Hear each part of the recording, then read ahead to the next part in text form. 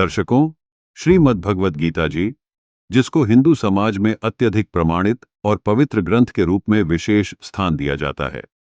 श्रीमद् भगवद गीता जी के अध्याय 4 श्लोक 34 में बताए अनुसार तत्वदर्शी संत की खोज में लगे थे पुणे महाराष्ट्र के ठाकुर असदेव जी, जो श्री कृष्ण जी को अपना इष्ट देव मानते थे और गीता जी का रोजाना पाठ किया करते थे।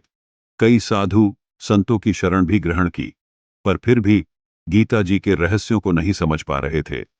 एक दिन ये एक होर्डिंग से प्रभावित हुए जिस पर तत्वदर्शी संत लिखा था, और उन संत जी के सत्संग प्रवचन सुनने के बाद इनकी आध्यात्मिक खोज संपूर्ण हुई।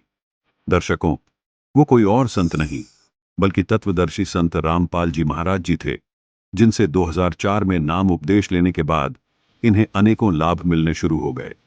नशे की लत छूट गई, पत्नी की दौरे आने की समस्या ठीक हुई, एक्सीडेंट में जीवन रक्षा हुई, और सबसे बड़ा चमत्कार तब हुआ जब इनकी बेटी, जो मरने के कगार पर थी, उसको साक्षात संत रामपाल जी महाराज जी ने दर्शन देकर जीवन दान दिया। सिर्फ यही नहीं बल्कि इन्हें मानसिक, आर्थिक और आध्यात्मिक लाभ भी मिले। अब सुनिए ठाकुर असदेव जी के मुख से उनकी भक्ति सफर की कहानी। सर नमस्कार। नमस्कार जी। सर क्या नाम है आपका? ठाकुर असदेव। ठाकुर जी कहाँ से आए आप? मैं पुणे महाराष्ट्र। सर क्या करते हैं आप? मैं इंटीरियर डेकोरेटर्स और कॉन्ट्रैक्टर्स हूँ। सर संत रामपाल जी महाराज की शरण में आने से पहले आप क्या भक्ति साधना करते थे? मैं कृष्ण जी को अपना इष्ट मानता था और गीता को सबसे श्रेष्ठ मानता था और गीता का ही अध्ययन करता था रोज। जैसे कि 18 अध्याय हैं तो पहले अध्याय से 18 दिन में मेरे 18 अध्याय पूरे होते थे और 19वें दिन फिर वापस शुरू हो जाते थे। सुबह उठते ही 5-6 बजे मैं स्नान करके और मंदिर जहाँ मैंने बनाया था वहाँ बैठ जाता और गीता का अध्याय करता, और इस गीता का अध्याय मैंने 10 साल तक किया। सर आप एक धार्मिक किस्म के व्यक्ति थे, आपने 10 साल तक गीता का पाठ किया, तो सर हम आपसे ये जानना चाहेंगे कि इतनी सारी साधनाओं को करने के बाद भी आपको संत रामपाल जी महाराज से नाम दीक्षा लेने की क्या जरूरत थी? गीता में मैं 2 जो श्लोक हैं, जैसे कि चौथा का 34, जिसमें तत्वदर्शी संत के बारे में कहा है कि अर्जुन तू उस तत्वदर्शी संत के पास जा जो तुझे उस पूर्ण ज्ञान का उपदेश करेंगे। तो मैं यहाँ पे काफ़ी दुविधा में हो जाता था कि इतने सारे संत महंत हैं, इतने गुरु हैं, तो मुझे तत्वदर्शी संत मिलेंगे क्या और कैसे मैं उनको समझूंगा कि ये तत्वदर्शी संत है। तो फिर मेरे को इसी के ही आधार से 15 का 1 अध्याय 15 का 1 श्लोक जो है वो ये कहता था कि भाई वो तत्वदर्शी संत जो है जो अर्धमूलम उधः शाखम, यानी जो ऊपर जड़ है और नीचे पत्ते, तो उस एक पेड़ को जड़ से लेके पत्तों तक जो समझा देगा वो तत्वदर्शी संत होगा। तो इसी मेरी जो कसम में मैं सभी गुरुओं के पास गया, लेकिन मुझे वो चीज़ के बारे में जो मूल से लेकर के पत्तों तक किसी ने समझाया नहीं। कौन कौन से गुरु के पास आप गए? मैं श्री श्री रविशंकर के पास गया, मैं सुधांशु जी महाराज के पास गया, मैं आसाराम जी से भी जुड़ा। तो इसमें मेरे 4 से 5 साल सब में गए, और वैसे भी मैं कहीं पे भी होर्डिंग देखता किसी संत की तो मैं छोड़ता नहीं था, उनको ज़रूर अवश्य सुनने जाता था। तो सर हम आपसे जानना चाहेंगे आखिर आपको आपके प्रश्नों का उत्तर कैसे मिला? मैं ऐसे ही इस काफ़ी मेरे जीवन के अंदर एक दिन मैं पुणे के आउन साइड में जा रहा था, तो क्योंकि मैं वैसे ही संतों के होर्डिंग्स पे ज़्यादा ध्यान देता था, तो एक दिन मैं आउन की तरफ आ रहा था और वहाँ संत रामपाल जी का एक होर्डिंग देखा मैंने, और उसके संत रामपाल जी के आगे लिखा हुआ था तत्वदर्शी संत। तो मैं तत्वदर्शी संत, ये मुझे जो गीता अध्याय 4 का 34 इशारा कर रहा था, तो ये मेरे को जो नाम फर्स्ट टाइम मैंने इतने संत देखे, सब संत के आगे तत्वदर्शी नहीं देखा, और जब संत रामपाल जी के आगे जो तत्वदर्शी संत की जो उपाधि देखी, वो उपाधि देख के मैं बहुत ही मेरी जिज्ञासा बढ़ गई, और मैंने वो डेट नोट कर ली और घर में बताया कि भी आज मैंने एक होल्डिंग देखी। उस तत्वदर्शी संत की जो होल्डिंग पे मैंने नाम जब देखा और मैं जब उनके सत्संग सुनने गया, तो मुझे वही संत रामपाल जी जो अर्धमूलम अधः शाखम का जो पॉइंट बताया है 15 अध्याय का पहले श्लोक में, तो वो ज्यों का तो सत्संग में मेरे को पूरा विवरण के साथ बता रहे थे। तो मैंने यह कि भी आज तक किसी ने भी गीता के एज पर गीता किसी ने भी सत्संग नहीं की, तो वो देख करके हम लोगों ने 3 दिन वो सत्संग सुनी। 3 दिन सत्संग में जितने भी शास्त्र थे पूरे खोल खोल करके संत रामपाल जी ने दिखाए। और जब पूरे हमारे शंका का समाधान हो गया तो हम पूरी फैमिली ने संत रामपाल जी से मई 2004 में हमने संत रामपाल जी से नाम दीक्षा ली। सर, आपने संत रामपाल जी महाराज से पूरा ज्ञान समझ के नाम दीक्षा ली, क्योंकि आप 10 साल से गीता जी का पाठ करते आ रहे थे और संत रामपाल जी महाराज ने गीता के अनुसार ही सत्संग करके आपके सभी सवालों के उत्तर दिए। तो सर, हम आपसे ये जानना चाहेंगे कि संत रामपाल जी महाराज और अन्य जो संत हैं, जैसे कि आसाराम जी, सुधांशु जी या और भी जो अन्य संत हैं, तो इन सभी संतों में आपको क्या भिन्नता नजर आती है? संत रामपाल जी के सत्संग में वहाँ पे किसी भी चीज़ के लिए, भले वो नाम दीक्षा हो या भंडारा भोजन हो या रहने की सुविधा हो, ये सब निःशुल्क की जाती है। वहाँ किसी से भी कोई भी एक पैसा भी लिया नहीं जाता। दूसरी एक और बड़ी संत रामपाल जी महाराज के इसमें हमने पाया कि वहाँ के जितने भी भगत हैं, जो उनके शिष्य हैं, वो कोई भी नशा व्यसन विकार नहीं करते। और बाकी अदर भक्तों का हाथ देख लो तो कोई न कोई किसी न किसी विकार में लिप्त है। और मैं भी पहले बीयर पीता था, वाइन पीता था, यार दोस्तों के साथ बैठकर ये चीज़ें होती रहती थी। लेकिन जैसे ही संत रामपाल जी ने नाम दीक्षा ली, उस दिन का वो दिन है, आज का दिन है, ये चीज़ें हमको इतनी घृणा हो गई कि हम इसके नज़दीक भी नहीं जाते। जो कोई लेता है उससे भी हम कोसों दूर खड़े हो जाते हैं। सर, काफ़ी अच्छी बातें आपने बताई संत रामपाल जी महाराज के बारे में। और ये बहुत बार सुनने में भी आता है कि संत रामपाल जी महाराज से नाम दीक्षा लेने के बाद नशा छूट जाता है। तो सर, हम आपसे ये जानना चाहेंगे कि आपको इसके अलावा भी कोई शारीरिक या आर्थिक लाभ भी मिला? जी, बहुत लाभ दिए संत रामपाल जी महाराज ने। मेरी पत्नी, शादी के बाद में कम से कम 13 से 14 साल तक दुखी था हम, क्योंकि पत्नी को दौरे आते थे और इसका इलाज कोई डॉक्टर के पास नहीं था। तो इसलिए मैं काफ़ी संतों के पीछे भी फिरता था, लेकिन कहीं समाधान नहीं हुआ। लेकिन जिस दिन हमने ये ज्ञान गीता के आधार से संत रामपाल जी महाराज ने जब बताया और हमने जब नाम दीक्षा ली वहाँ, और उसी दिन संत रामपाल जी ने हम सब भी, मेरे को, मेरी पत्नी को, मेरे बच्चों को जब आशीर्वाद देकर के नाम दीक्षा दी, उसी दिन से ही मेरी पत्नी का जो इतना दीर्घ रोग था, जो दौड़े पड़ने का, वो उसी दिन से ही ख़त्म हो गया और वो इतनी सुखी होगी। उसको देख करके हमने ये सोचा कि नहीं, ये भक्ति एज पर सिलेबस है और ये भक्ति ही सही सद्भक्ति है, जिसकी वजह से मेरी पत्नी का बहुत बड़ा रोग था वो उससे ख़त्म हो गया और वो सुखी हो गई। दूसरा और एक राग, मैं जो बिज़नेस करता हूँ इंटीरियर डेकोरेट्स का, इसके अंदर मेरी 10-10, 15-15 साइटें होती थी, जिसके अंदर की साइट टाइम पे हो और अच्छी हो, इसके लिए मैं बहुत ही मानी टेंशन में रहता था। काफ़ी 15-15, 20-20 घंटा साइटों के ऊपर खड़ा रहना, काम करवाना, तो ये बहुत बड़ा एक दिमाग में टेंशन होता था। लेकिन जैसे ही संत रामपाल जी महाराज से नाम दीक्षा लेने के बाद मेरा वो जो टेंशन था, वो संत रामपाल जी महाराज की दया से एकदम शांत हो गया। और मैं वो जो 20 घंटे काम करता था, उसके बाद वही 7-8 घंटे काम में भी उस जो मैं पहले कमाता था उससे कई गुना संत रामपाल जी ने मुझे बेनिफिट दिया अपने व्यवसाय के अंदर। तीसरा और एक लाभ, बहुत ही बड़ा लाभ हमारे यहाँ मेरी बेटी के साथ हुआ, क्योंकि हम सब लोगों ने साथ में ही नाम दीक्षा ली थी 2004 में। तो जो मेरी छोटी बेटी है, उसके लिए हम कहीं बाहर गए हुए थे, तो ट्रैवलिंग में वापस पुणे आ रहे थे, तो हम दूसरे दिन पहुंचने वाले थे। 2 दिन पहले ही मेरी बेटी को वोमिटिंग शुरू हो गई। तो जैसे ही वोमिटिंग, उल्टियाँ शुरू होने के बाद मुझे लगा कि भी क्या नॉर्मल कुछ खाने में आया होगा। तो जैसे ही हम पुणे पहुंचते गए तो उस 2 दिन के अंदर उसका जो तकलीफ़ थी वो बढ़ते गई, और बढ़ते मैं तो कि भाई पुणे पहुंचने के बाद ही हम डॉक्टर के पास जा सकते हैं। तो जैसे ही मैं पुणे पहुंचा तो वैसे ही मैं हॉस्पिटल लेके गया मेरी बेटी को। पुणे का जो स्पेशल हॉस्पिटल है, सह्याद्री स्पेशल हॉस्पिटल, उसके अंदर बेटी को मैंने जब एडमिशन कराने के लिए अंदर ले गया, तो मेरी बेटी को तो सीधा वो उसकी हालत देख करके आईसीयू में ले गए, और मैं पीछे, मेरे को एक आधा घंटा लगा वो पूरा फॉर्म वगैरह भरने की। तो उसमें जैसे ही मैंने उनकी फॉर्मेलिटी पूरी करके फॉर्म वगैरह पूरा भरने के बाद जब मैं आईसीयू के वहाँ गया मेरी बेटी के सामने, तो उस आईसीयू के अंदर उन्होंने जो भी थे सब वो कुछ नलियाँ मुंह में, नाक में, सब जगह नलियाँ डाल रखी थी। और थोड़ी आधा घंटे के बाद में जो मॉनिटर होता है हार्ट बीट दिखाने का, वो मॉनिटर के वहाँ जो लाइन होती है जो ऊपर नीचे हार्ट के हिसाब से चलती है, सांसों के हिसाब से, वो आधे घंटे के बाद में पूरी फ्लैट हो गई, यानी कि अनकॉन्शियस हो गई मेरी बेटी। उस अनकॉन्शियस हालत में मेरे को डॉक्टर ने कहा कि भाई इस हालत में हम कुछ नहीं कर सकते, क्योंकि ये एक डेड बॉडी के जैसी है, और मेरे बीवी मेरे साथ थी।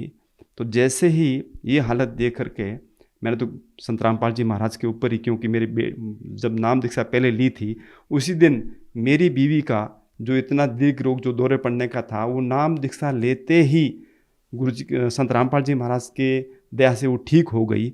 तो ये मन में एक बहुत बड़ा दृढ़ विश्वास था कि हाँ, ये संत पूरे हैं, इनकी भक्ति सतभक्ति है, एज पर शास्त्रों के हिसाब से है। तो इस बेटी के साथ भी गुरुजी पक्का इसको उस हालत से बाहर निकालेंगे, ये मेरे को पूरा विश्वास था संत रामपाल जी पर। तो फिर हॉस्पिटल के अंदर जब उसको हम आयुषी से बाहर आकर के मैं और मेरी पत्नी आपस में चर्चा कर रहे थे, तो जैसे ही हम दोनों ने मिलकर के, मैंने और मेरी पत्नी ने संत रामपाल जी से प्रार्थना करी कि परमात्मा आप ही मेरी बेटी की रक्षा करिए, आप ही हमारे सहारा हैं। तो जैसे ही मैंने ये प्रार्थना करनी थी और वो प्रार्थना संत रामपाल जी महाराज ने सुनी, और थोड़ी ही देर में आयुषी से डॉक्टर दौड़ता हुआ आता और मेरे को कहता है, ठाकुर साहब आपकी बेटी आपको बुला रही है। तो ये एक्सीडेंट जब देखा और डॉक्टर जब मेरे को बुलाने आया, तो मैं और मेरी पत्नी दोनों हम आयुषी के अंदर गए। तो मेरे को ये था कि नहीं, ये परमात्मा संत रामपाल जी महाराज ने ही बहुत बड़ा एक करिश्मा कर दिखाया है, एक मिराकल किया है। तो मैंने बच्ची से प्रार्थना करी, मैं बोला बेटा सही सही बताना आपके साथ क्या हुआ। तो जैसे ही मेरे को बेटी वो बताने लगी कि पापा मेरे सामने तो पूरा अंधेरा था, लेकिन परमात्मा ने ऐसी दया करी, संत रामपाल जी महाराज वो प्रकाश के अंदर मेरे को जो दिखे और आकर के मुझे आशीर्वाद दिया और कहा बेटा यहाँ क्यों सोई है, आप घर जाओ बेटा। तो जब इतना गुरुजी ने कहना था तो मुझे डॉक्टर को बुलाया मैंने कि डॉक्टर साहब मेरे पापा को बुलाओ। तो यानी बेटी जिसकी डेथ हो चुकी थी, अनकॉन्शियस थी, उनको जीवन दान देने के लिए संत रामपाल जी महाराज वहाँ आए और साक्षात उनको दर्शन दिए। दर्शन देने के बाद आशीर्वाद दिया और कहा बेटा आप घर जाओ, यहाँ क्यों सो रहे हो। और वो सुन करके मेरी बेटी ने मुझे बुलाया, और जब हम अंदर गए और ये पूरा प्रकरण मैंने अपनी बेटी के मुंह से सुना, तब मुझे दृढ़ विश्वास हुआ कि हाँ, ये संत रामपाल जी कर सकते हैं। इतनी सद्भक्ति में उनके शक्ति है कि अपने शिष्य को जीवन दान भी देते हैं और सुख भी देते हैं और पूर्ण मोक्ष भी देते हैं। और एक लाभ मेरे साथ ये हुआ कि मेरी बाहर साइडें चलती, तो मैं एक बार रात को देर से एक फ्लाइट से पूना पहुंचा और मेरा ड्राइवर जब मुझे लेने आया, तो मैं जैसे ही एयरपोर्ट से निकला तो एक 15-20 मिनट के बाद में एक रोड का वहाँ पर काम चलता, जिसमें डिवाइडर के बीच में बड़े बड़े डिवाइडर के जो पत्थर होते हैं वो रखे हुए थे उल्टे से उल्टे, और वो बड़ी स्पीड में गाड़ी चला रहा था क्योंकि रात को रोडें काफ़ी खाली रहती हैं। तो वैसे ही वो 70-80 की स्पीड में जा रहा था और बीच में एक छोटी रोड से एक बाइक पे 2 लड़के अचानक रात को मेरी गाड़ी के सामने, एक्सीडेंट होना ही था उसी स्पीड में। तो ड्राइवर ने जैसे ही गाड़ी थोड़ी उनको बचाने के लिए मोड़ी और गाड़ी उस पत्थरों पे चढ़नी थी, लेकिन कैसे संत रामपाल जी ने उस गाड़ी को वापस रोड पे कर दिया ताकि हम भी बच गए और वो बाइक वाले 2 आदमी थे वो भी बच गए।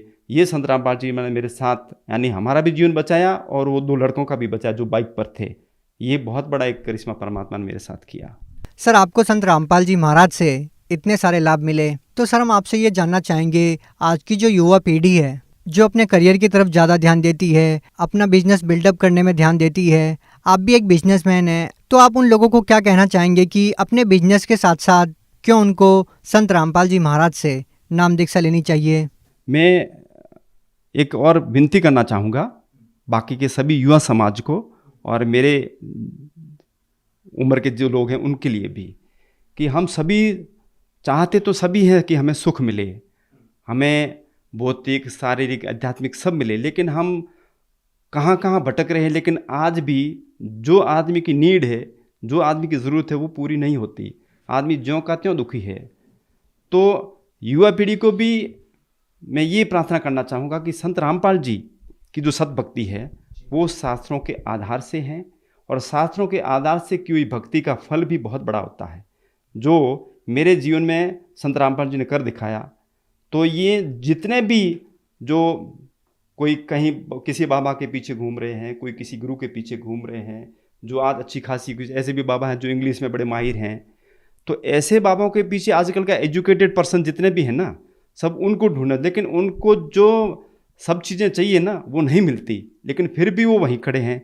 सर, आज के दिन जो व्यक्ति संत रामपाल जी महाराज से नाम दीक्षा लेना चाहता है वो कैसे ले सकते हैं? संत रामपाल जी से नाम दीक्षा लेना चाहते हैं जो भी हमारे बहन भाई जगत के हैं, सभी ले सकते हैं। सोशल मीडिया के जितने भी प्लेटफॉर्म्स हैं उस सभी पर संत रामपाल जी को आप सर्च करें, और सर्च करते ही संत रामपाल जी का पूरा ज्ञान ज्यों का त्यों आपके सामने यूट्यूब पे पर, फेसबुक के ऊपर, ट्विटर के ऊपर आज चल रहा है। तो पूरा सोशल मीडिया प्लेटफॉर्म पर आप जा करके ये देख सकते हैं।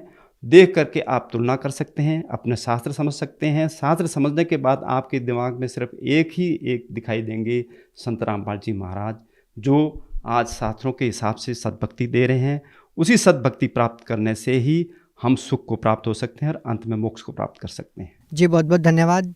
सत साहिब। अब जगत गुरु तत्वदर्शी संत रामपाल जी महाराज जी के सत्संग के माध्यम से उस अद्वितीय आध्यात्मिक ज्ञान के बारे में जानते हैं जिसके माध्यम से आप भी प्राप्त कर सकते हैं ऐसे आध्यात्मिक, मानसिक और भौतिक सुख जो अभी तक आपने सिर्फ मीराबाई, ध्रुव, प्रहलाद जैसे कुछ ही भक्तों की जीवन कथा में सुने होंगे। अब सुनिए तत्वदर्शी संत के संग शास्त्र अनुकूल भक्ति सत्संग, ऐसा अद्वितीय आध्यात्मिक ज्ञान जिसका है सर्वधर्मों के पवित्र शास्त्रों में प्रमाण। अपन आत्माओं इतने एजुकेट इंटेलिजेंट मानव बना है आज। इन कंप्यूटर को घुमा रहे हैं छोटे छोटे बेटे और बेटियां। इन मोबाइलों में ऐसे सिस्टम है, इनको बड़ी अच्छी तरह से सेट कर चला लेते हैं। अरे अध्यात्म मार्ग में सब तो पिछड़ गए हम।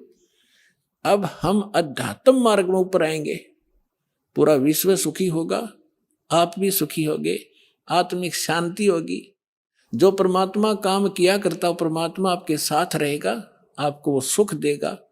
अब देखो कितने ही अच्छी फिल्म आप देख रहे हो और कितनी सुख सुविधा आपने उपलब्ध कर दी वैज्ञानिक तरीके से।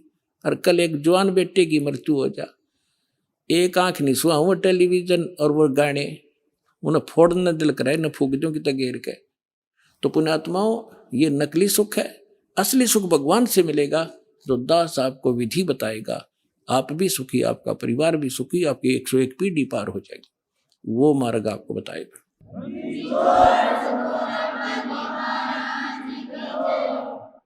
अब देखिएगा 15वें अध्याय का 16 और 17 में 3 पुरुष हैं, 3 भगवान हैं, 3 ब्रह्म हैं। अध्याय नंबर 15 का ये श्लोक नंबर 16 यहाँ पर है। इसमें लिखा है कि द्वौ इमौ पुरुषौ लोके सर्च अक्षर एवच सर सर्वाणी भूतानि कुटस्थ अक्षर उच्चते। 16वां श्लोक, इसका अनुवाद यहाँ पर क्या ना, इस संसार में नाशवान और अविनाशी भी ये 2 प्रकार के पुरुष हैं। अब देखो इन्होंने सर माने नाशवान, अक्षर माने अविनाशी कर दिया। ये लिखना था इस संसार में सर पुरुष और अक्षर पुरुष, ये पुरुषों है ना, ये दोनों संस्कृत में इसके साथ भी लगाया जाता है, अक्षर पुरुष और सर पुरुष। ये और इनको देखें तो नाशवान और अविनाशी ये 2 प्रकार के पुरुष है। पुरुष माने परमात्मा है, प्रभु है, भगवान है, ईश है, स्वामी है। और संपूर्ण प्राणियों के शरीर तो नाशवान है, जीवात्मा अविनाशी कहा जाता है। अब क्या है, ये सरपुरुष कितना मालिक है, अक्षर पुरुष कितना मालिक है, और परम अक्षर। अब तीसरा कौन है, वो तीसरा पहले दिखाते हैं आपको। तीसरा जो है वो परम अक्षर पुरुष है। अब यहां आपने 15वें अध्याय के 16वें श्लोक में 2 पुरुष हैं, सर पुरुष और अक्षर पुरुष। ये 2 प्रकार के पुरुष हैं, और इनके अंतर्गत जितने प्राणी हैं वो नाशवान है, और ये स्वयं भी नाशवान है। जीवात्मा तो गधे की भी नहीं मरती, कुत्ते की भी नहीं मरती। अब यहां देखो 15वें अध्याय के 17वें श्लोक में क्या लिखा है कि उत्तम पुरुष है तू अन्य। ये उत्तम पुरुष माने श्रेष्ठ परमात्मा तो इन दोनों से अन्य है, सर पुरुष और अक्षर पुरुष से। सर पुरुष, सर और अक्षर, नाशवान और विनाशी, ये 2 प्रकार के पुरुष हैं। इसमें लिखा 17वें श्लोक में 15वें अध्याय के कि उत्तम पुरुष है तू अन्य परमात्मा इति उद्धारत है, ये लोग तरम आवी से विवर्ती अवैश्वर है। उत्तम पुरुष तो अन्य ही है, इन दोनों से कोई और है, वो श्रेष्ठ भगवान परम अक्षर ब्रह्म 3 नंबर का। उत्तम पुरुष तो अन्य ही है, जो तीनों लोकों में प्रवेश करके सबका धारण पोषण करता है। अविनाशी परमेश्वर परमात्मा इस प्रकार कहा जाता है। इसी 15वें अध्याय के प्रथम मंत्र में ये देखिएगा, 15वें अध्याय का प्रथम मंत्र में इसमें कहा है कि ऊर्ध्व मूलम अधः शाखम अश्वत्थम प्राहु अव्यम छंदासी यस्य प्रणानी ये तम वेद स वेदवित। इन्होंने अनुवाद किया है कि ऊर्ध्व मूलम आदि पुरुष परमेश्वर मूल वाले, इसका अर्थ करना था ऊर्ध्व माने ऊपर को, जड़ वाला वो तो पूर्ण परमात्मा है, और अधः शाखम यहां इन्होंने अधः का अनर्थ कर दिया ब्रह्मा रूप मुख्य शाखा वाले। नहीं, अधः माने नीचे होता है, ऊर्ध्व माने ऊपर होता है। इसमें अधः 2 बार है, अधः अधः, ये दूसरे श्लोक में। अब यहां इन्होंने, और ऊर्ध्व ऊर्ध्व भी है, यहां देखो इन्हीं का अनुवाद देखते हैं। अधः माने नीचे है, अधः माने नीचे, अधः माने नीचे, और ऊर्ध्व माने ऊपर, ऊर्ध्व माने ऊपर। अब यहां देखो, हम फिर आगे वापस 15वें अध्याय के प्रथम श्लोक में, ऊर्ध्व मूलम अधः शाखम, ऊर्ध्व मूलम अधः शाखम, ये अधः शाखम, ये ऊर्ध्व मूलम अधः शाखम अश्वत्थम प्राहु अव्यम अविना छंदासी यस्य प्रणानी ये तम वेद स वेदित। अब इन्होंने ये गलत किया है, यह लिखना था ऊपर को जो जड़ वाला, ऊपर को जड़ वाला वो तो परमेश्वर है, पूर्ण परमात्मा है, ये ठीक है। अधः शाखम गलत कर दिया, नीचे को शाखा वाला, और संसार रूपी पीपल के वृक्ष को अविनाशी कहते हैं, वेद जिसके पत्ते कहे गए हैं। और उस संसार वृक्ष को जो व्यक्ति, जो संत मूल सहित तत्व से जानता है, वह है सवेदवित, वह वेद के तात्पर्य को जानने वाला है। वो तत्वदर्शी संत है जो इस संसार रूपी वृक्ष के सभी विभागों को बता देगा। ये देखिएगा, संसार रूपी वृक्ष दिखाता हूं आपको पहले। ये है ऊर्ध्व मूलम अधः शाखम, अधः शाखम, ऊर्ध्व मूलम अधः शाखम अश्वत्थम प्राहु अव्यम छंदासी यस्य प्रणानी ये तम वेद स वेदवित। अब देखिएगा, ये है वृक्ष जो जमीन से बाहर दिखाई देता है। परमेश्वर ने, कबीर परमेश्वर जी ने 600 वर्ष पहले अपना ज्ञान बताया था एक, और वो लीला ऐसी ही करते हैं, अपने मुख कमल से यथार्थ ज्ञान बोलते हैं, और उस ज्ञान को फिर लिपिबद्ध कर लिया जाता, वो सच्चिदानंद घन ब्रह्म की वाणी कहलाती है। उसमें उन परमात्मा ने कहा था, अक्षर पुरुष एक पेड़ है और सरपुरुष वाकी डार, निरंजन कहो सरपुरुष कहो, और तीनों देवा शाखा है बाई पात रूप संसार। उस परमेश्वर ने वो परमात्मा जैसे रामानंद जी को मिले थे, स्वामी रामानंद जी को, उन्होंने जब परमात्मा को ऊपर देखा, फिर नीचे उसी एक सिंपल वेशभूषा में धानक जुलाहे रूप में बनारस में देखा। जब कहा था दोहु ठोड़ है एक तू भया एक से दो, और गरीबदास हम कारणे तुम आए हो मगदो, तुम साहेब तुम संत हो, तुम सतगुरु तुम हंस, और गरीबदास तेरे रूप बिना। रामानंद जी कह रहे और न तू जान, तुम ही साहेब हो, तुम परमात्मा हो, सतगुरु सच्चा ज्ञान देने वाले आप ही हो, तुम साहेब तुम संत हो, तुम सतगुरु तुम हंस। और गरीबदास जी, जैसे तुलसीदास जी ने रामायण को लिखा था, चित्रार्थ किया था, उस प्रकार गरीबदास जी को परमात्मा ने दिव्य दृष्टि दी थी। वो सारी सच्चाई गरीबदास साहिब जी ने अपनी वाणी में लिखा है, इसलिए गरीबदास जी का नाम आता है। लेकिन वार्ता चल रही है रामानंद जी और परमात्मा की। तुम साहेब तुम संत हो, तुम सतगुरु तुम हंस, गरीबदास तेरे रूप बिना और न दूजा हंस। बोलत रामानंद जी सुनो कबीर करतार, कहे कबीर गरीबदास सब रूप के तुम ही सृजनहार। तो यहां बताया जाता है कि तुम सतगुरु भी आप ही हो, सच्चा ज्ञान आपके बिना इस पृथ्वी पर कोई जानता ही नहीं। तो परमात्मा आए थे, एक हम उसको कवि कह करके फाइनल कर दिया, उनकी क्लोज कर दी फाइल को। अब फिर खोल लेंगे जब देखियो लाल की पहचान होने के बाद आपको पता लगेगा लाल कौन है। तो उस परमेश्वर ने 600 वर्ष पहले सच्चिदानंद घन ब्रह्म की वाणी में, अपनी कबीर वाणी में क्या लिखा था, अक्षर पुरुष एक पेड़ है, सरपुरुष वाकी डारे, तीनों देवा शाखा है ये पात रूप संसारे। और वे गीता क्या कहती है 15वें अध्याय का प्रथम मंत्र, कि जो संत इस उल्टे लटके संसार रूपी विभाग वृक्ष के सभी विभाग पत्तों सहित जड़ से लेकर पत्तों तक बता देगा, वो तत्वदर्शी संत है। पहचान बताई है तत्वदर्शी संत की। अब देखिएगा, ये है पूर्ण परमात्मा, ये परम अक्षर ब्रह्म है। ये है जड़, जो मूल है ऊर्ध्व मूलम, ये परम अक्षर ब्रह्म है, पूर्ण ब्रह्म परमेश्वर। और ये तना अक्षर पुरुष, ये जो बाहर दिखाई देता है ये तो अक्षर पुरुष है तना, और इससे एक मोटी डार निकली है, वो सरपुरुष समझो, सरपुरुष। और ये तीन रजगुण ब्रह्मा सतगुण विष्णु तमगुण शिवजी रूपी ये तीन शाखाएं, और ये पात रूप संसार है। ये पात रूप हम हैं आगे, और मूल कौन है? ये स्वयं है परमात्मा, ये स्वयं है परमात्मा। ये देखिएगा, ये कौन है? ये कबीर साहिब है, पूर्ण ब्रह्म कबीर साहिब, परम अक्षर ब्रह्म। ये सारे संसार के आधार हैं, ये सबके धारण पोषण करने वाले हैं। जैसे वृक्ष की, जैसे संसार रूपी वृक्ष की जो परिवृष होती है वो जड़ से होती है। अब दास आपको जहां लाना चाहता है वहां लाएगा। गीता अध्याय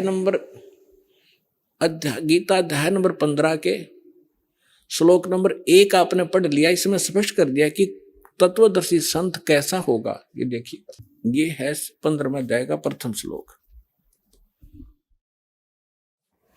इसमें बताया है कि ऊर्ध्व मूलम अधः शाखम अश्वत्थम प्राहु अवम छंदासी यस्य प्रणानी ये तम वेद सवेदवित।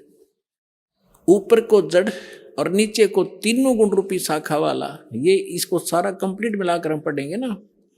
ऊर्ध्व मूलम अधः शाखम, नीचे को शाखा वाला पढ़ो इसको। और अश्वत्थम यानी संसार रूपी पीपल के वृक्ष को अविनाशी कहते हैं। वेद, ये वेद नहीं है। जैसे छंद का अर्थ होता है विभाग, किसी एक शब्द का एक ही अर्थ नहीं होता, कि जो इन सभी छंदों को, सभी विभागों को तत्व से जानता है। सरपुरुष कौन पोर्शन है इस संसार रूपी वृक्ष का, मूल कौन है और डार कौन है, शाखा कौन है, जो इन सभी को जानता है, सवेदवित, वो तत्वदर्शी संत है। तो परमेश्वर ने 600 वर्ष पहले बताया, इस दास ने परमात्मा से प्राप्त इस ज्ञान को आपके रूबरू कराया। अक्षर पुरुष एक पेड़ है, सरपुरुष वा की डार, और तीनों देवा शाखा है, ये पात रूप संसार। तो यहां इस श्रीमद् भगवत गीता भी यही बताती है कि तीनों गुण रूपी, यहां देखिए आगे 15वें अध्याय का ये दूसरा मंत्र आप देखिएगा, उस संसार वृक्ष की तीनों गुण रूप। है पुण्यात्मा, ये सदग्रंथ है। यदि इन BA MA की पुस्तकों को एक बच्चा पढ़ समझ सके, टीचर की क्या आवश्यकता थी? इतने बड़े कॉलेज बनाने की क्या आवश्यकता थी? इन किसी भी अपने धर्म ग्रंथ गुरुओं को अपने सदग्रंथों का कख भी पता नहीं। ये कोड वर्ड है, तीनों गुण रूपी शाखा। अब पहले ये बताते तीन गुण कौन है।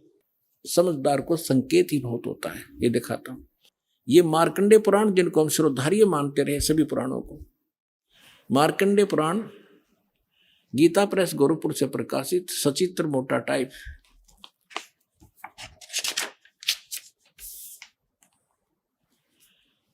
गीता प्रेस गोरखपुर से प्रकाशित है। इसके 123 पृष्ठ पे देखिएगा।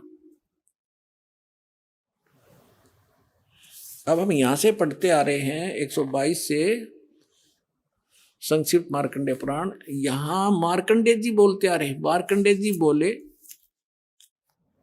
मुने, अब हम यहां आ जाते हैं, अपने मतलब का पढ़ देंगे। रजोगुण प्रधान ब्रह्मा, तमोगुण प्रधान रुद्र और सत्व प्रधान विश्व पालक विष्णु है। यही तीन देवता हैं और ये ही तीन गुण हैं। इति सिद्धम रजगुण ब्रह्मा, सतगुण विष्णु, तमगुण शिव जी। और भी बहुत से प्रमाण हैं, जैसे ये देखिएगा श्रीमद् देवी भागवत, इसमें संस्कृत भी साथ में, हमें ये सुविधा है इसको समझने में।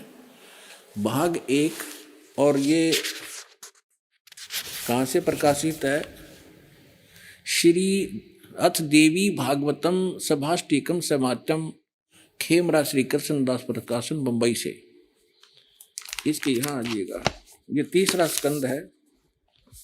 अथ श्रीमद् देवी भागवते भाषा टीका युक्ते तृतीय स्कंद है प्रारंभते। तीसरे स्कंद में आ गया, प्रश्न नंबर 11 पे और अध्याय नंबर 5। इसका मंत्र हम 8 पढ़ेंगे, 7वां या समाप्त हुआ।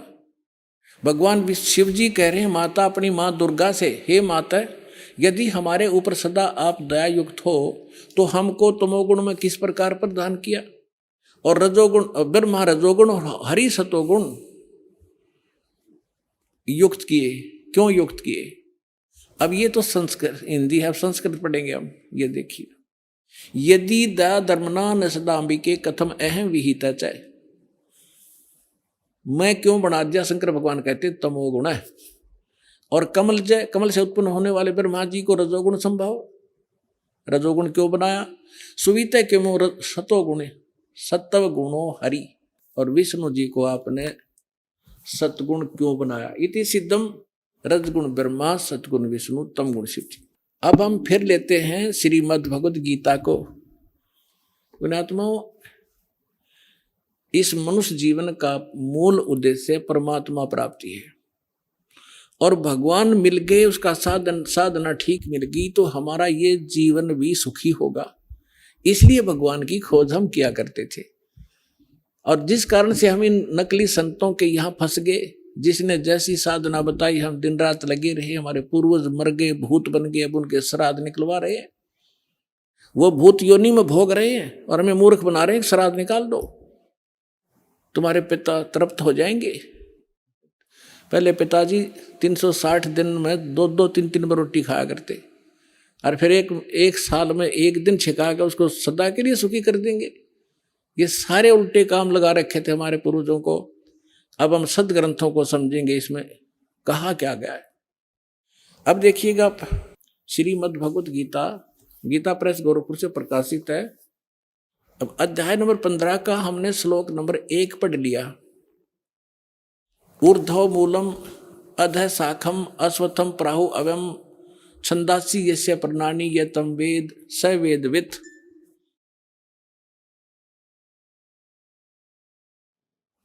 ऊर्ध्व मूलम माने ऊपर को, आदि ऊपर को जड़ दो है वो तो पूर्ण परमात्मा समझो। नीचे को अधः शाखम, नीचे को शाखा है, ये संसार रूपी पीपल का वृक्ष को अविनाशी कहते हैं, वेद जिसके पत्ते कहे गए। उस संसार वृक्ष को जो पुरुष मूल सहित जानता है, यानी जड़ से लेकर पत्तों तक जानता है, वह स वेदवित्, वह वेद के तात्पर्य को जानने वाला है, अर्थात वो तत्वदर्शी संत है। अब अगले में कहा दूसरे में, उस संसार वृक्ष की तीनों गुण रूप रजगुण ब्रह्मा सतगुण विष्णु तमगुण शिवजी रूपी, ये दल से बड़ी हुई नहीं, विषय पर वाला शाखा, विषय वासना रूपी ये तीनों शाखाएं हैं, रजगुण ब्रह्मा सतगुण विष्णु तमगुण शिवजी, नीचे और ऊपर, सर्वत्र नहीं। अधः माने नीचे, ऊर्ध्व माने ऊपर, नीचे और ऊपर फैली हुई है। और इस मनुष्य लोक में हमारे कर्मों के अनुसार बांधने की भी ये मुख्य कारण है। कर्मानुबंधनी मूल्यानी, ये हमें यहाँ कर्मों के आधार पर यही रखते हैं, जैसे जिसका कर्म है उसको वैसा ही देते रहते हैं। किसी के अच्छे पुण्य है तो उसको अच्छा देते रहेंगे, जिसका पाप है उसको दुख देते रहेंगे। इसमें कोई परिवर्तन ये नहीं कर सकते, और हमें यहाँ बांधे रखने के ये मूल कारण है। अब देखो, नीचे और ऊपर, सभी लोगों में नहीं, नीचे और ऊपर फैली हुई है। अब तीसरे में क्या कहा है कि इस संसार वर्ष का स्वरूप जैसा कहा है वैसा यहां विचार काल में नहीं पाया जाता। यानी मेरे और तेरे डिस्कशन में जो गीता जी का ज्ञान मैं दे रहा हूं, इसमें मैं कंप्लीट नहीं बता पाऊंगा उस परमात्मा के बारे में।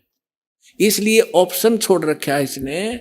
चौथे अध्याय के 34वें श्लोक में कहा कि उस तत्व ज्ञान को जो परमात्मा स्वयं अपने मुख कमल से बोलता है, चौथे अध्याय के 32 और 34 में, वो तत्व ज्ञान है। उस तत्व ज्ञान को तू तत्वदर्शी संतों के पास जाकर समझ।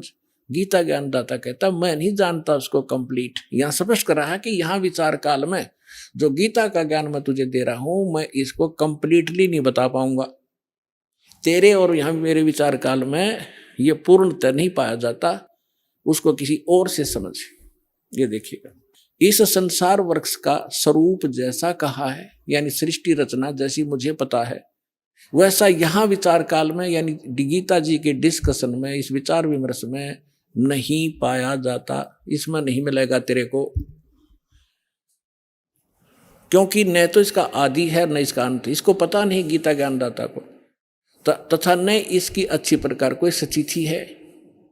इसलिए इस सुविरुद्ध मूलम, यानी सुविरुद्ध माने अति दृढ़ मूल वाले, यानी परमात्मा के जो परमात्मा का जो ऊपर का लोक है, सतलोक, अलखलोक, अगमलोक और अकहलोक, जिसे नामी लोक है, वो अविनाशी है, उसका कभी नाश नहीं होता। इसलिए सुदृढ़ मूल तो उसका सुदृढ़ कहा है। वो सुदृढ़ मूलम, सुदृढ़ यानी अविनाशी रूपी मूल वाले जो स्थान जहां भगवान रहता है वो अविनाशी है। यहां उसका संकेत देखिएगा, सुविरुद्ध मूलम, इस अति दृढ़ मूल वाले अश्वत्थ संसार रूपी पीपल के वृक्ष को दृढ़ इन्होंने क्या कर दिया, असंग शस्त्रेण छित्वा, इन्होंने कर दिया वैराग रूप शस्त्र द्वारा काट कर। ये कहना था तत्व ज्ञान रूपी शस्त्र द्वारा काट के, यानी उस तत्व ज्ञान जो मैं वो संत बतावेगा, भगवान का बोला हुआ ज्ञान वो बताता है, वो है तत्व ज्ञान रूपी शस्त्र। उस ज्ञान रूपी उलझी गुत्थी को तत्व ज्ञान रूपी शस्त्र तक काट के उसके पश्चात ये देखिए 15वें अध्याय का 4था श्लोक, गीता अध्याय नंबर 15 और श्लोक नंबर ये है 4 है। उसके पश्चात उस परम पद रूप परमेश्वर को भली भांति खोजना चाहिए, जिसमें गए हुए पुरुष यानी साधक फिर लौटकर संसार में नहीं आते, और जिस परमेश्वर से पुरातन संसार वृक्ष की प्रवृत्ति विस्तार को प्राप्त हुई है, उसी आदि पुरुष नारायण की मैं शरण हूं। इस प्रकार दृढ़ निश्चय करके उस परमेश्वर का मनन और निधि ध्यान करना चाहिए। परपदेवा ने पूजा होती है, इन्हें तो अड़ंगा डांड से मतलब था। इसका है कि उस परमात्मा ने जिसने सब ब्रह्मांडों की रचना की है, संसार रूपी वृक्ष जिससे विस्तार को प्राप्त हुआ है, यानी जिसने सब की रचना की है, वो परमात्मा है। गीता ज्ञान अपने से अन्य, गीता ज्ञान दाता अपने से अन्य किसी परमात्मा के विषय में कह रहा है कि उसकी पूजा करनी चाहिए। गीता अध्याय नंबर 18 के श्लोक नंबर 62 में स्पष्ट किया है कि सर्वभाव से तू उस परमेश्वर की शरण में जा, उसकी कृपा से तू परम शांति को और सनातन परम धाम को प्राप्त होगा। और इसमें स्पष्ट कर दिया कि उसके पश्चात तत्वदर्शी संत मिलने के बाद तत्व ज्ञान के द्वारा इस अज्ञान को हटाकर काट कर उसके पश्चात परमेश्वर के उस परम पद की खोज करनी चाहिए, जहां जाने के बाद साधक फिर लौट कर कभी संसार में नहीं आते। अपने विषय में गीता ज्ञान दाता चौथे अध्याय के 5 और 9 में गीता में, दूसरे अध्याय के 12वें श्लोक में, 10वें अध्याय के दूसरे श्लोक में कहता, अर्जुन तेरे और मेरे बहुत जन्म हो चुके, तू नहीं जानता मैं जानता हूं। तो इसे सिद्ध है कि यदि हम गीता ज्ञान दाता की भक्ति करेंगे तो हम फिर भी जन्म मृत्यु में रहेंगे, हमें कंप्लीट मोक्ष नहीं होगा, शाश्वत स्थान नहीं मिलेगा, हमें परम शांति नहीं हो सकती। इसलिए तत्वदर्शी संत की खोज करने को कहा है। राज आपको खोज करा करा पा गए, दास है उस तत्वदर्शी संत, आपका जचियो कद्दे फिर।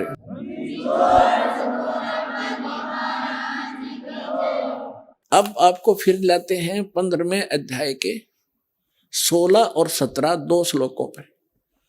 फिर आपके आसानी से आज का सत्संग जो दास आपको समझाना चाहता था आसानी से समझोगे। देखिएगा, यह है अध्याय नंबर 15 का।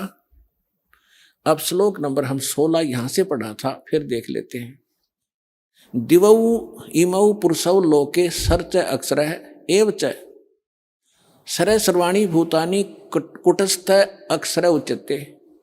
इन्हीं का अनुवाद पढ़ लेते हैं। 15वां अध्याय।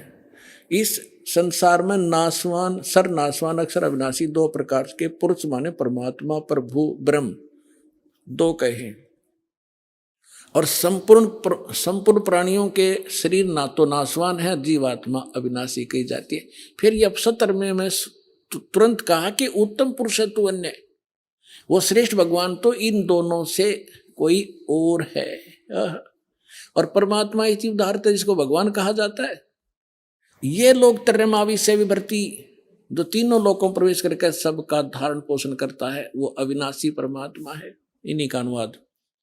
उत्तम पुरुष श्रेष्ठ भगवान तो कोई इनसे दोनों से अन्य है, जो तीनों लोकों में प्रवेश करके और सबका धारण पोषण करता है, अविनाशी परमेश्वर परमात्मा इस प्रकार कहा गया है।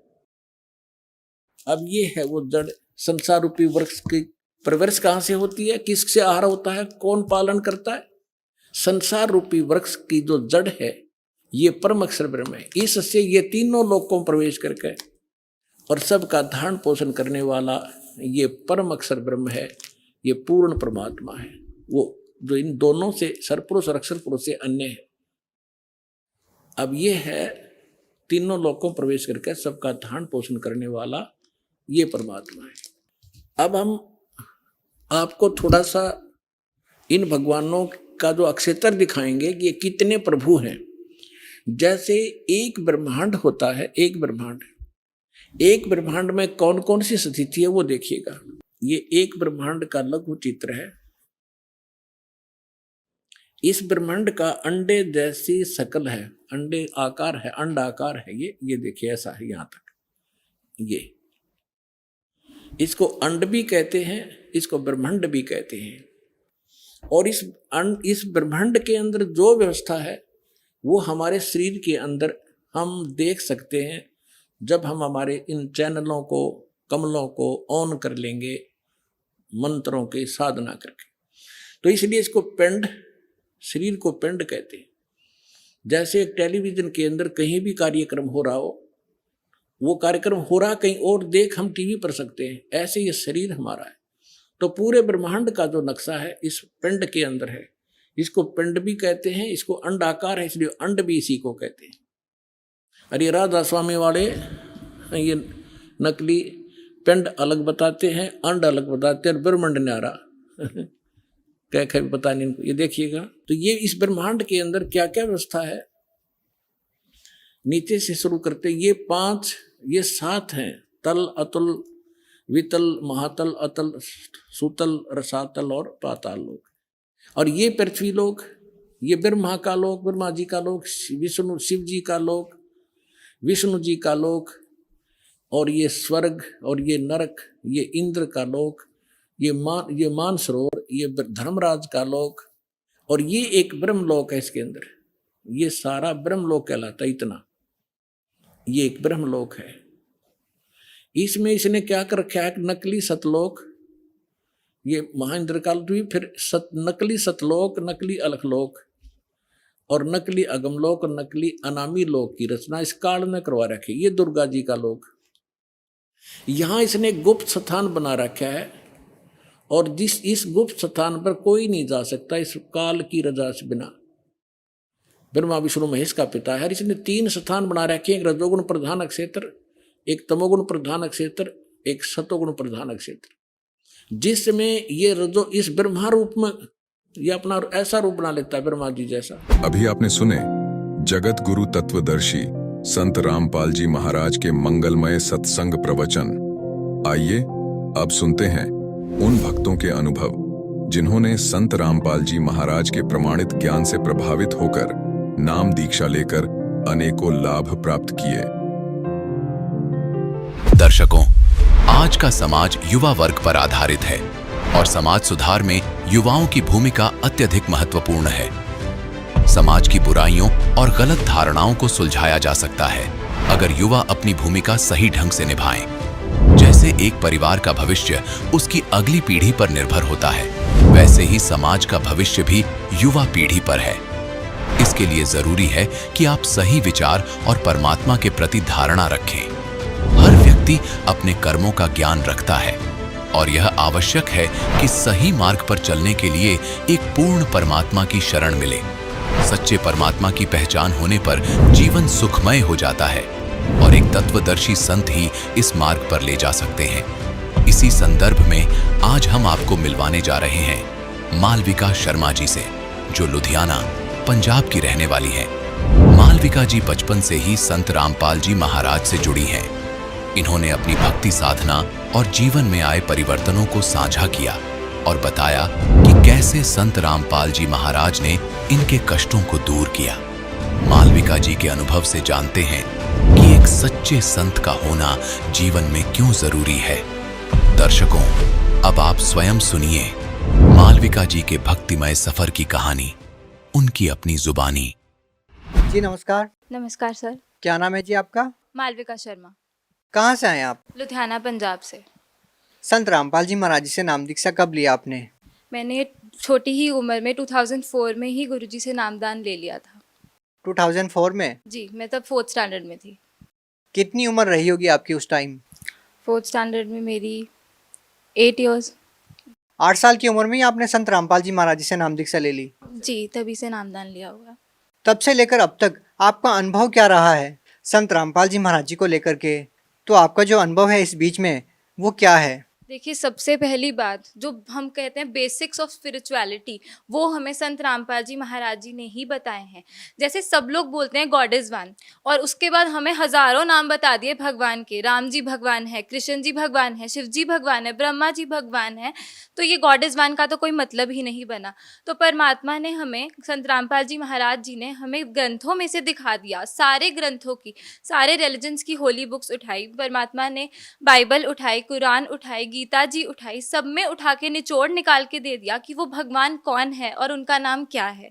देखिए, आपने कहा कि आपकी उम्र 8 साल रही होगी जब आपने संत रामपाल जी महाराज जी से नाम दीक्षा ली।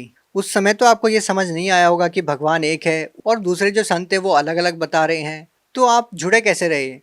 सर, मैं आपको ये चीज़ बताना चाहूँगी कि छोटे से ही ना, जब से मुझे बोलना आया होगा तब से मैं अपने पापा से एक क्वेश्चन पूछती थी कि पापा, हम यहाँ पर क्यों आए हैं और क्यों यहाँ पर डेथ हो जाती है।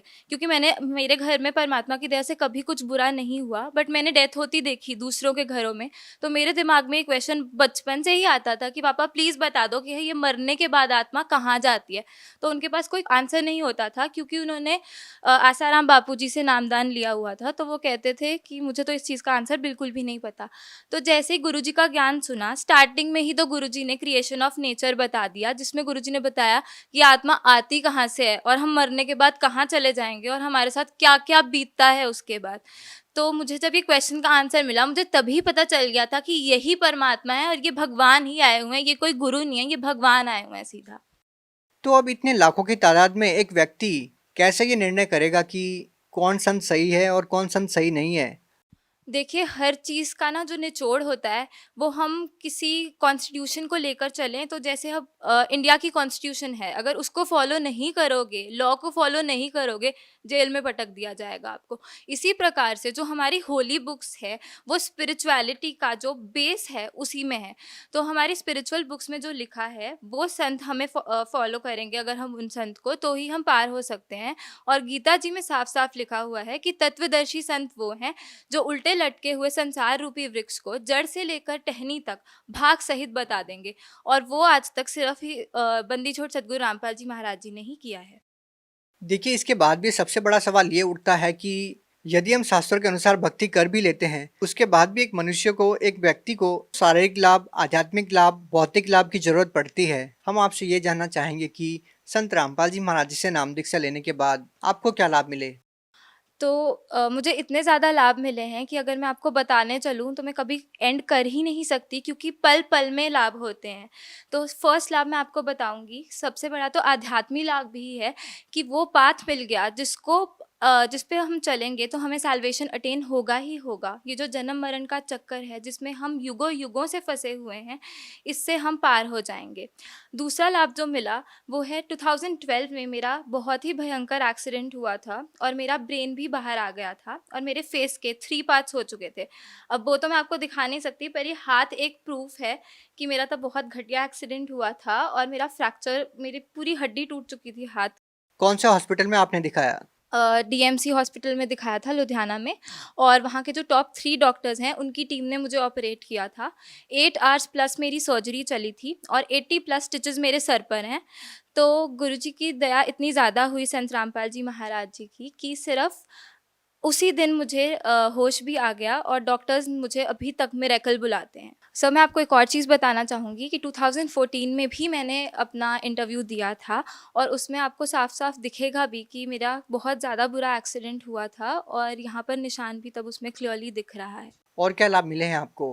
अगला लाभ ये है कि अभी कुछ महीने पहले ही मेरे चार्टर्ड अकाउंटेंसी एग्ज़ाम से पहले मेरे दांत में विज़डम टूथ मेरा आ रहा था और वो पूरा गल चुका था। तो हमने स्कैन करवाया तो डॉक्टर ने बोला कि आपके वहाँ सब कुछ गल चुका है, जाड़ जो है वो भी गल गई है और दांत भी गल चुका है, तो ये ऑपरेट ही करना पड़ेगा। और मैं आपको ये भी बता देता हूँ, आपके बाकी तीनों विज़डम टूथ भी आएँगे और उन तीनों के लिए जगह नहीं है, तो आपको 4 बार ऑपरेशन करवाना पड़ेगा।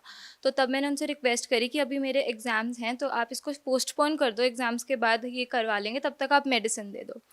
एग्ज़ाम्स के बाद जब मैं गई तो मेरे सिर पे ऑलरेडी चोट है, तो मुझे डर लग रहा था कि ये लोग खींचेंगे तो बहुत ज़्यादा प्रॉब्लम हो जाएगी। तो गुरुजी इतनी दया करना कि आप बस वहाँ पर सामने खड़े हो जाना जब मेरा ऑपरेशन हो रहा होगा। तो हम डॉक्टर के पास फिर से गए। डॉक्टर ने एक बारी कहा, एक बारी चेक फिर से कर लेते हैं। तो उन्होंने चेक किया, उन्होंने कहा आपको कौन से डॉक्टर ने बोला था कि आपको ऑपरेशन करवाना है? मैंने कहा आपने ही बोला था।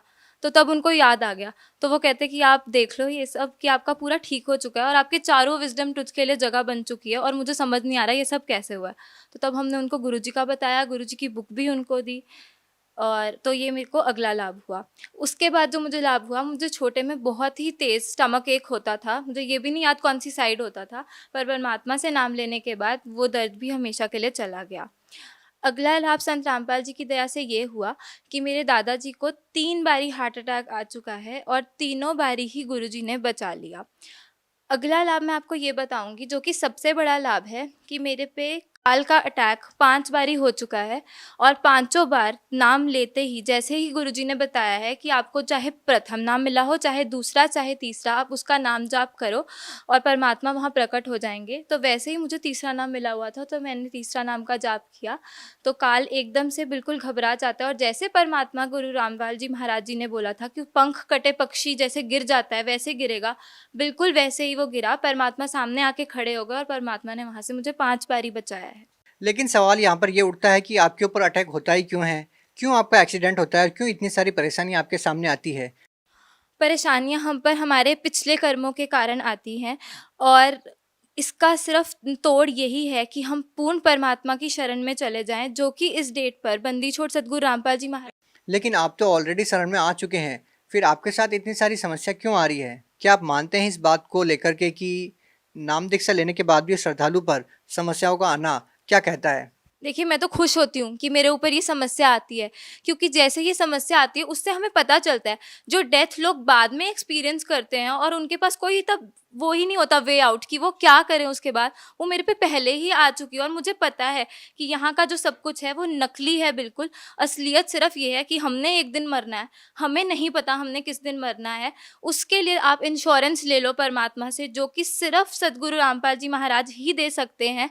और ये पक्का है कि परमात्मा से आप नामदान ले लोगे तो वापस से उस जगह चले जाओगे। देखिए यहाँ किसी को बूढ़ा होना नहीं पसंद, यहाँ किसी को दुखी होना नहीं पसंद, यहाँ किसी को मरना नहीं पसंद। क्यों नहीं पसंद? क्योंकि हम एक ऐसी जगह रहते थे जहाँ ये सब नहीं था, जो खुशियों का भंडार था, और हम अपनी गलती से यहाँ पर फंस गए हैं। क्रिएशन ऑफ नेचर ज़रूर देखिए, सदगुरु रामपाल जी महाराज जी ने जो बताया है, और उसमें आपको पता चल जाएगा कि हम कैसे यहाँ आए और कैसे हमें इस जगह से निकलना है। देखिए आप यूथ हैं और हम मानते हैं कि संत रामपाल जी महाराज के अनुयायी ही इस एज में आकर के आध्यात्म की बातें करते हैं, क्योंकि जिस तरह का आज का जो ज़माना है हम देखते हैं कि इस एज में आज का जो यूथ है वो ऐसी बातें नहीं करते हैं। इस तरह के विचार आपके अंदर वो भरे हुए हैं, वो क्या मानते हैं आप? कैसे हैं आपके विचार जो आज आप व्यक्त कर रहे हैं कैमरे के सामने? सबसे पहली बात, हमारे पेरेंट्स पे बहुत ज़्यादा डिपेंड करता है कि हमारे विचार कैसे होंगे। तो भगवान की इतनी दया थी कि मेरे पेरेंट्स शुरू से ही बहुत श्रद्धालु रहे हैं और उन्होंने शुरू से ही एथिक्स और प्रिंसिपल्स को सबसे पहले रखा है। तो ये नॉन वेज, ड्रिंक, ये सब से तो हम पहले ही दूर थे।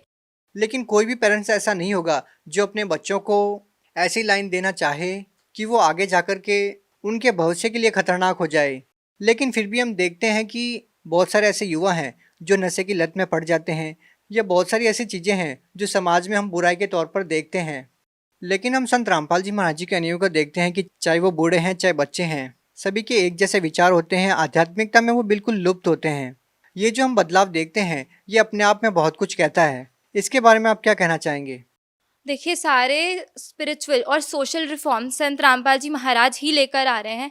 उन्होंने ही वो इनिशिएटिव लिया है जो कि कोई ले नहीं पा रहा था और किसी में इतनी समर्था भी नहीं है कि वो ले सके। ये स्वयं परमात्मा आए हैं जो हमें सब कुछ बता रहे हैं कि बच्चों ये सही है, ये गलत है। इन्होंने हमें साफ साफ बता दिया है कि हमारी बाउंडेशंस क्या है, हमें पता है कि क्या सही है, क्या गलत है, हमें आगे का दिखता है जो कि लोगों को नहीं दिखता। गुरु नानक देव जी बोलते हैं, नानक दुखिया सब संसार, सुखी सोई जो नाम आधार। Only the power of true words can make you truly happy and satisfied. पर आज की जो यंग जनरेशन है, यंग जनरेशन क्या बोलूँ, बड़े भी जो हैं ऐसे नशे में फंसे हुए हैं, वो उसी को सुख मानते हैं। हमें क्वेश्चन किया जाता है कि आप ड्रिंक नहीं करते तो आप सुखी कैसे रहते हो, और असल में वो लोगों के साथ आप 1-2 दिन बात कर लीजिए, वो अपना दुख बताने लग जाते हैं, इतने दुखी होते हैं वो लोग।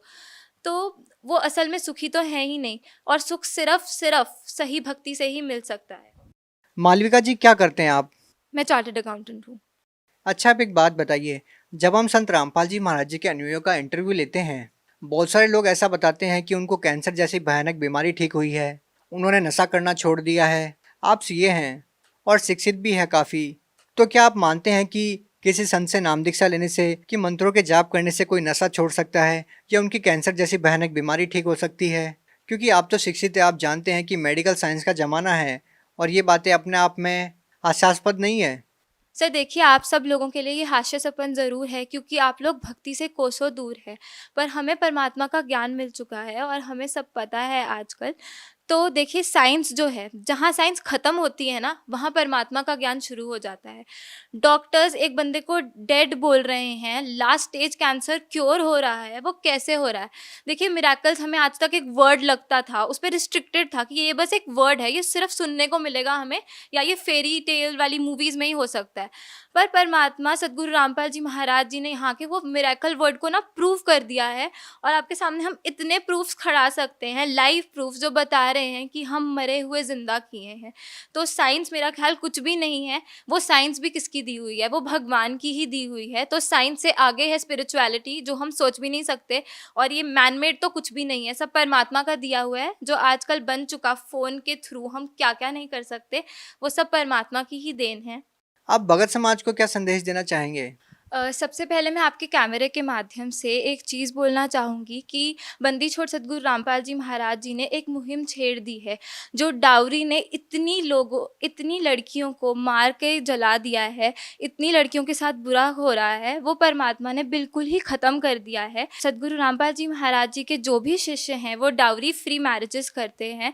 कोई दहेज का लेना देना नहीं होता, कोई पाखंड नहीं होता, बिना पाखंड के शादियाँ हो रही हैं। इसका सबसे बड़ा लाभ किनको मिला? सर, इसका सबसे बड़ा लाभ लड़कियों के पेरेंट्स और लड़कियों को ही मिला है, क्योंकि लड़कियां गर्भ में भी मार दी जाती थी, और बाद में भी जब उनकी शादी होती थी तो उनके साथ इतने ज़्यादा अत्याचार होते थे सिर्फ एक इस डाउरी के कारण।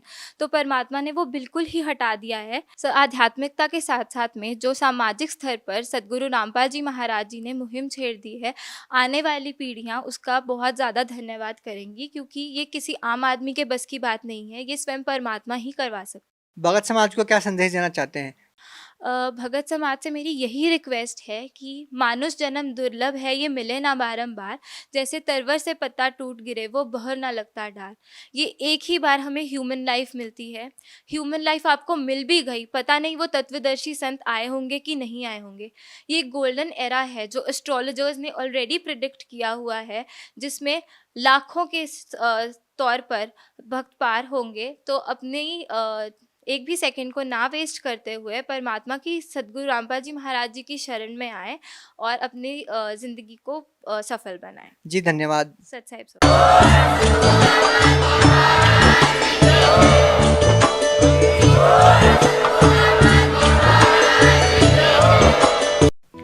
आप सुन रहे थे जगत गुरु तत्वदर्शी संत रामपाल जी महाराज के मंगल प्रवचन। अधिक जानकारी के लिए संपर्क करें।